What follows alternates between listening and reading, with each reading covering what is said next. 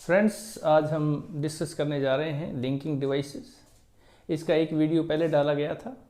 आज हम डिस्कस कर रहे हैं लिंकिंग डिवाइसेस पार्ट 2, जो बचा हुआ हिस्सा है उसको डिस्कस करेंगे। तो लिंकिंग डिवाइस में कंजक्शंस आते हैं, प्रोनाउंस आते हैं, हमने पहले पार्ट में डिस्कस किया था। आज हम, जैसे कि हमने बताया था, 4 प्रकार के जो कंजक्शंस हैं जो कंपाउंड सेंटेंस में आते हैं, एक बार थोड़ा सा डिस्कस कर लेते हैं। जो कंपाउंड सेंटेंस है, जो 2 वाक्यों को जोड़ने के लिए जिन कंजक्शंस का यूज़ करते हैं, प्रयोग करते हैं, उसमें हमारे पास नंबर 1 क्यूमुलेटिव और number 2 adversative.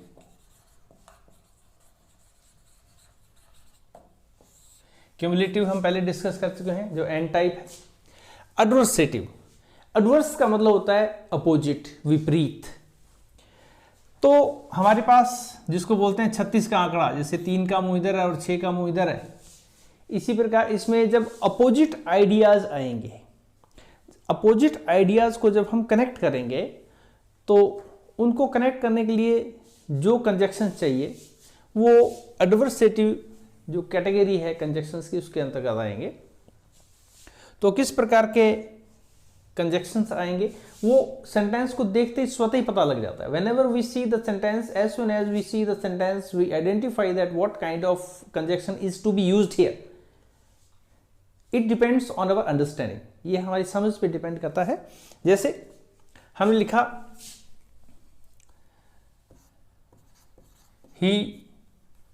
he is fat, वो मोटा है, full stop. he can run fast। अब 2 अपोजिट आइडियाज है।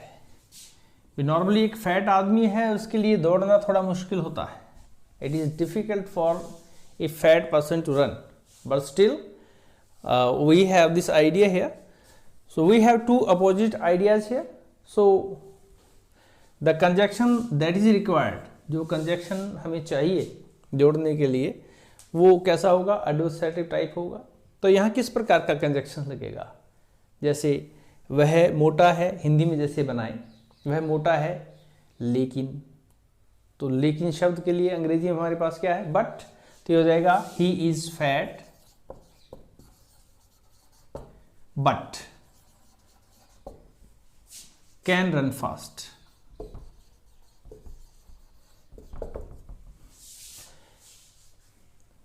इसके अलावा क्या लगा सकते हैं? बट को रिप्लेस करके he is fat yet, yet भी लगा सकते हैं। यहां शुरू में लगा सकते हैं दो he is fat, कॉमा लगा के he can run fast।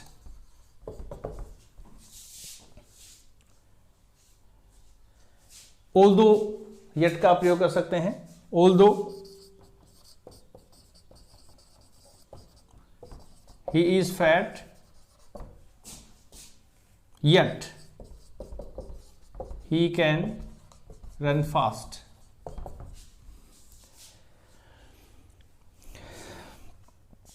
इसी प्रकार while, इस प्रकार, इस दौरान, इसका प्रयोग किया जा सकता है।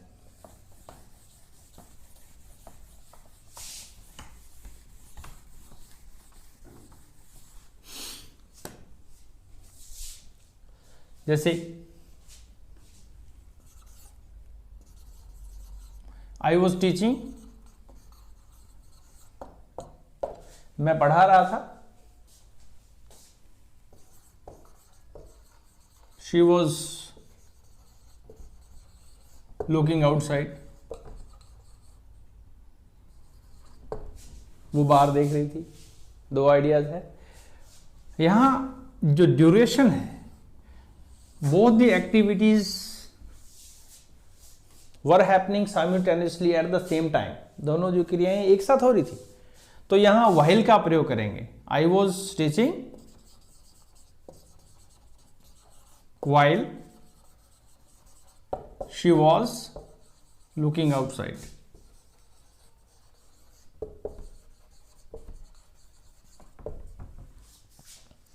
तो इस प्रकार के जो कंजक्शंस हैं वो एडवर्सेटिव के अंतर्गत आते हैं।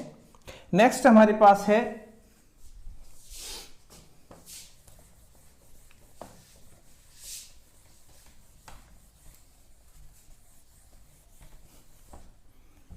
Alternative.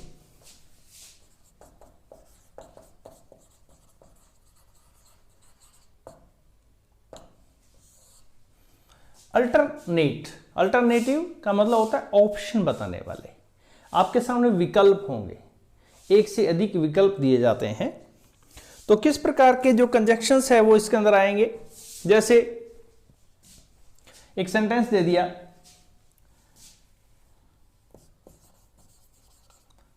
Ram might have stolen my book। दूसरा सेंटेंस है, मोहन might have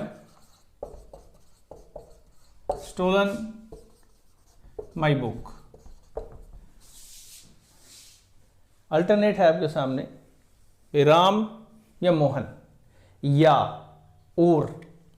तो जो और टाइप है, और, इधर और, नीदर और, इस तरह के जो कंजक्शंस है वो हम इसके अंदर यूज करेंगे।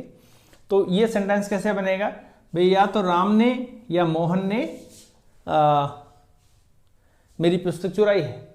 तो इधर और का प्रयोग कर सकते हैं, इधर राम और मोहन might have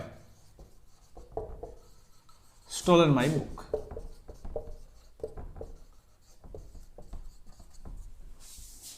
अकेले और का प्रयोग किया जा सकता है, राम और Mohan might have stolen my book।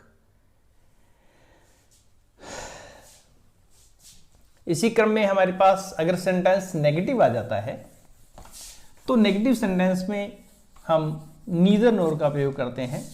जैसे Ram did not help me, Mohan did not help me.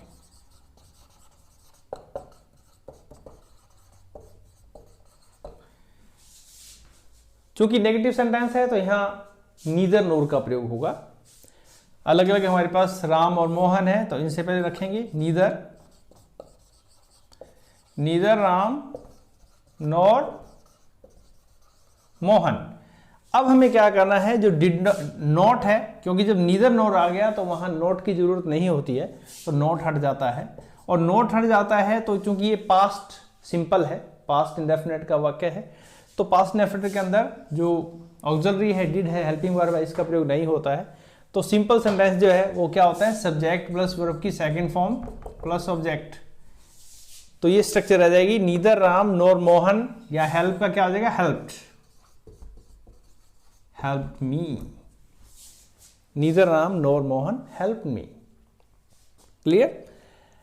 इसी क्रम में हमारे पास अदरवाइज है।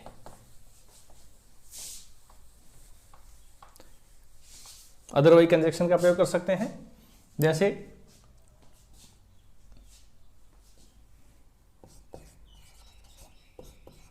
पे the fee, you won't be permitted to attend the class।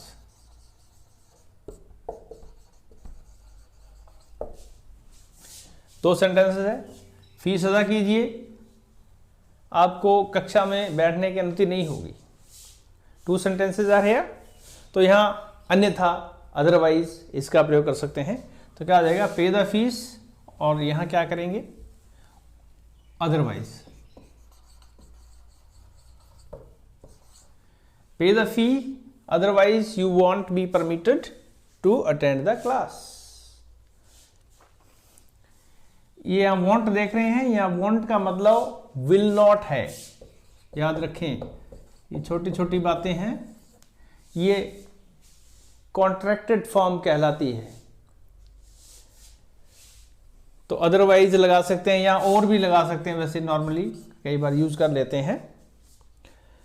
तो इधर और, नीदर और, नॉट ओनली बट ऑल्सो, इस तरह के जो कंजक्शंस हैं वो अल्टरनेटिव के अंदर आएंगे। एल्स भी इसमें आ जाएगा। और नेक्स्ट हमारे पास जो चौथा कंजक्शन है वो है इलेटिव।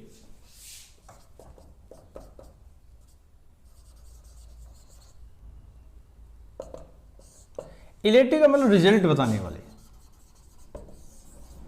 परिणाम बताने वाले। कोई काम हुआ और उसका परिणाम क्या निकला, या इसके परिणाम स्वरूप ये हुआ, इस तरह के जो कंजक्शंस हैं वो इलेटिव में आएंगे। जैसे she was ill, she could not come to school.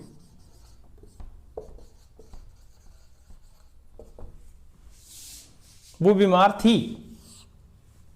कारण क्या रहा? कारण या परिणाम बताने के लिए किस शब्द का प्रयोग करेंगे?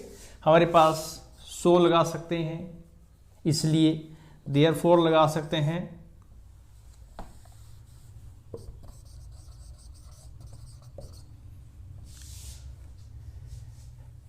she was ill, so she could not come to school. She was ill, therefore she could not come to school.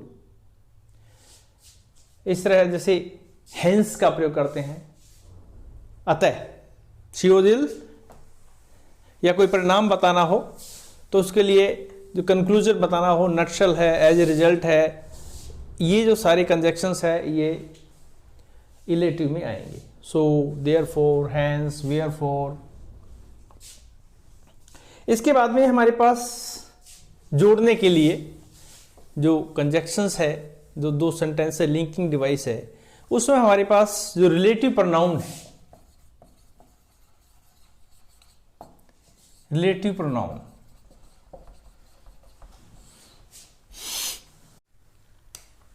तो हम बात कर रहे थे रिलेटिव प्रोनाउंस की। रिलेटिव प्रोनाउंस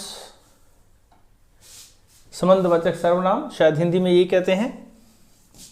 जैसे हमारे पास सबसे पहले है हु। ये जो हु है ये दो फंक्शंस में आएगा। जब ये इंटेरोगेटिव प्रोनाउन के रूप में आता है तो सेंटेंस के बिगिनिंग में, शुरू में आता है। तो जैसे ये सेंटेंस है, who is teaching you now. Who is teaching you now. अब ये जो हु है, यहां आपसे प्रश्न पूछ रहा है, उस आदमी का नाम पूछ रहा है जो आपको पढ़ा रहा है। यही जब वाक्य के बीच में आए और इसका मतलब जो बन जाएगा तो ये रिलेटिव प्रोनाउन बन जाएगा। जैसे it is mister Ravi, it is mister Ravi who is teaching you now.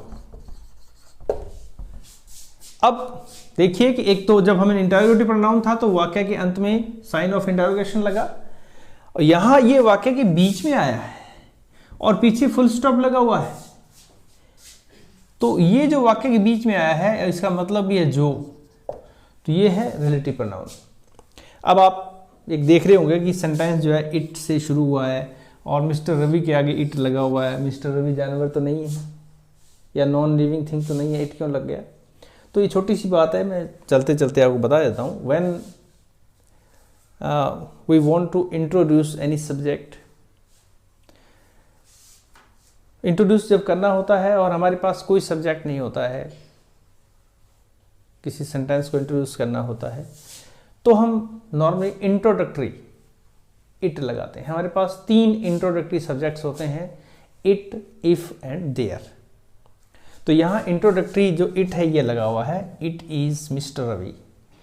ये सिर्फ वाक्य को शुरू करने के लिए है। अगर हम इसको नहीं लगाएंगे तो ये बन जाएगा mister Ravi who is teaching you in now. Mister Ravi जो आपको अंग्रेजी पढ़ा रहा है, सेंटेंस रिमेन्स इनकम्प्लीट, अभी बाकी रह जाता है, ये मांगेगा और क्या है। यहाँ ये लगाने से सेंटेंस कंप्लीट हो गया। ये हम डिस्कस करेंगे जब अलग से इसका टॉपिक आएगा। तो हु जो है जो वाक्य के बीच में आएगा ये रिलेटिव प्रोनाउन है। इसी प्रकार हमारे पास नॉन लिविंग के लिए या उसके लिए विच होता है। जैसे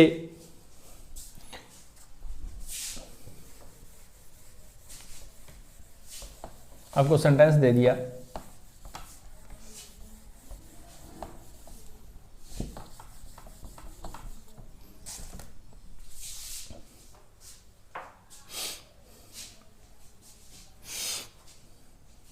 दिस इज ए काउ, ये गाय है। इट हैज 4 legs,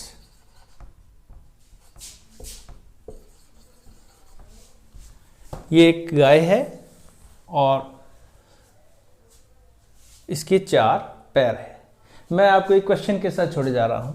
हमने यहां दिस इज ए काउ लगाया है, यहां हमने इट इज ए काउ क्यों नहीं लगाया? ये मैं जो है आपको नेक्स्ट वीडियो में बताऊंगा। आपके लिए प्रश्न छोड़ा है और आप बताना चाहें तो कमेंट बॉक्स में ज़रूर लिखें इसका आंसर।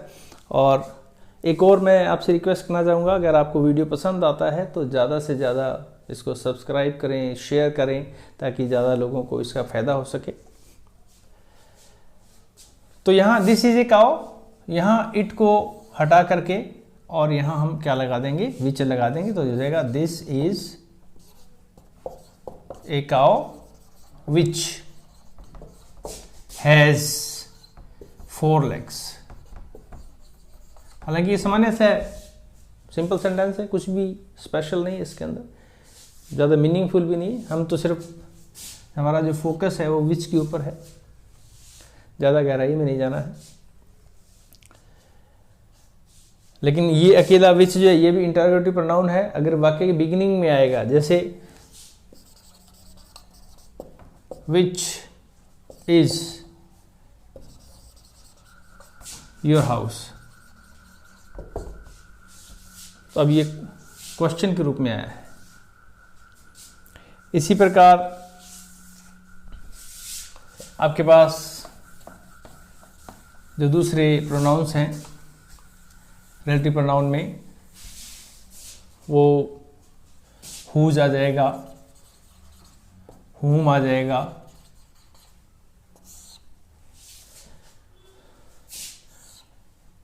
हुज का मतलब होता है किसका या जिसका। जैसे सेंटेंस आ गया, whose is this book, whose is this book. यहां जो है ये इंटरोगेटिव प्रोनाउन के रूप में यूज हुआ है हुज। लेकिन अगर इसी सेंटेंस को हम ऐसे लिख दें, हुज बुक इज दिस, तो यहां जो हुज है ये इंटरोगेटिव प्रोनाउन के साथ साथ कुछ और भी है जो हम बाद में डिस्कस करेंगे। आप इस पर विचार करना, कमेंट में जरूर लिखना ये क्या है। तो हुज इज दिस बुक, इसको भी ऐसे बना सकते हैं, इट इज मिस्टर लक्ष्य हुज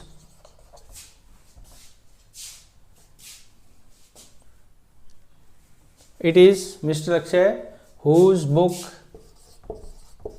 is this।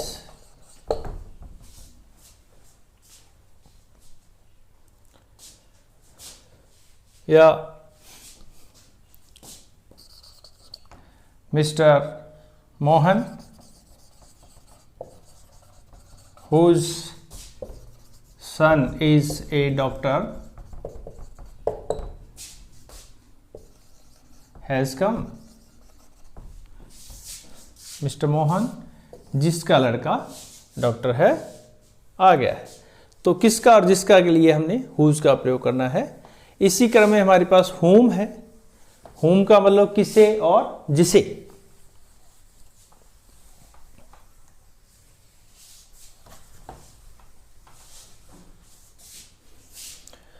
whom किसे और जिसे। जैसे whom do you like most, किसे आप सबसे ज्यादा पसंद करते हैं। तो यहां ये इंटरोगेटिव प्रोनाउन ग्रुप में है। जब रिलेटिव प्रोनाउन बनेगा तो जैसे mister Ravi whom you often see teaching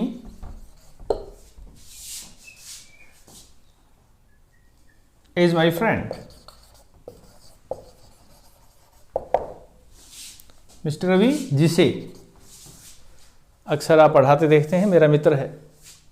तो इस तरह के जो कंजक्शंस है ये रिलेटिव प्रोनाउन है। ये भी लिंकिंग डिवाइस का एक पार्ट है। इसी क्रम में हमारे पास रिलेटिव प्रोनाउन के साथ साथ रिलेटिव एडवर्ब्स भी होती है।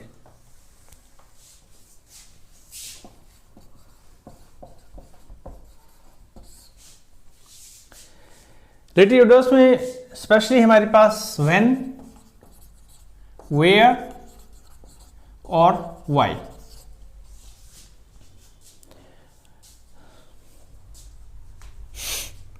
और हाउ भी लगा लेते हैं।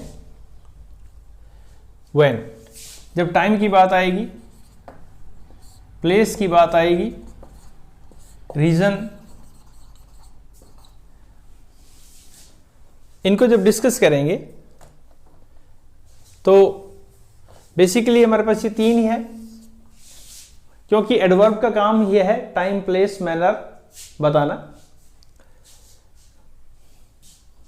जैसे सेंटेंस आता है it was 9 o'clock,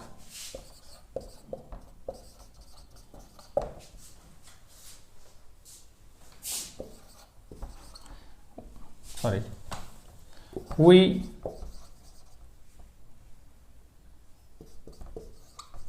watched TV। 9 बजे का समय था, हमने टीवी देखा। तो निश्चित रूप से टाइम की बात हो रही है तो देगा इट वॉज 9 o'clock, यहाँ फुल स्टॉप काटाएंगे और केवल व्हेन को इंसर्ट कर देंगे। व्हेन वी वॉच टीवी, जब हमने टीवी देखा। इसी प्रकार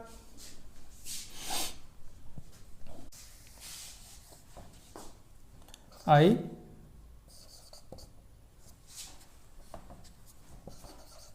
live in Shri Karanpur,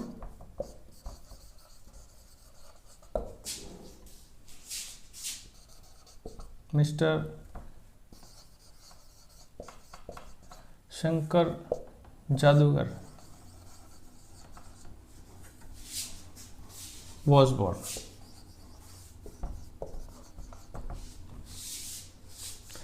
sentence है I live in Shrikaranpur, Shankar Jadugar was born. तो बन जाएगा I live in Shrikaranpur where, I live in Shrikaranpur where mister Shankar Jadugar was born. इसी क्रम में हमारे पास कुछ और कंजक्शंस हैं। रिलेटिव एडवर्ब, रिलेटिव प्रोनाउन के अलावा नॉर्मली कंडीशंस को बताने के लिए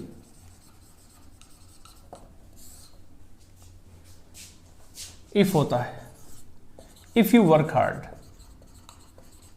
यू विल सक्सीड।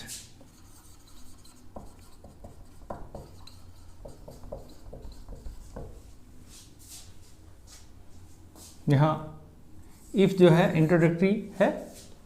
इतना सेंटेंस है, you work hard you will succeed. If जो है जोड़ने का काम कर रहा है, इसको इधर भी रख सकते हैं, you will succeed if you work hard.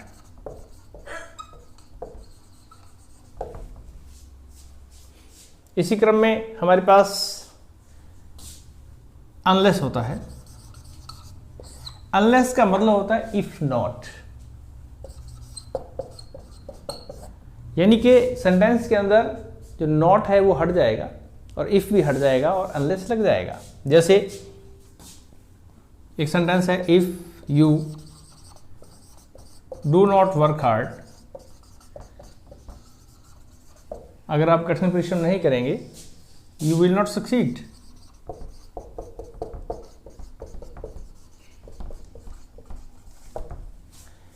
अब हमें क्या करना है, अनलेस का प्रयोग करना है, तो नॉट को हटाना है, तो नॉट को हटाएंगे तो डू भी साथ में हट जाएगा और इफ भी हट जाएगा।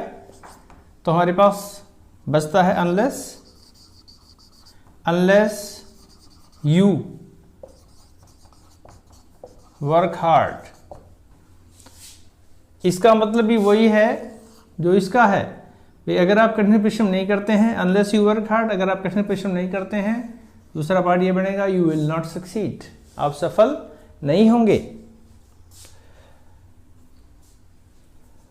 तो इस प्रकार छोटी मोटी और कुछ वर्ड्स आपको मिलेंगे कंजक्शंस के रूप में, तो इन्हीं के रिगार्डिंग मिलेंगे, आप उनको ध्यान से पढ़िए। और आपकी कोई भी समस्या हो उसको कमेंट बॉक्स में जाके ज़रूर कमेंट लिखिए। I will like to solve the problems if you face. Hope this video will be helpful, आपकी रीट लेवल 2 में आपके काम आए। नेक्स्ट वीडियो में हम नेक्स्ट पार्ट जो है इसका डालने वाले हैं जो आपके सिलेबस में है। Thank you.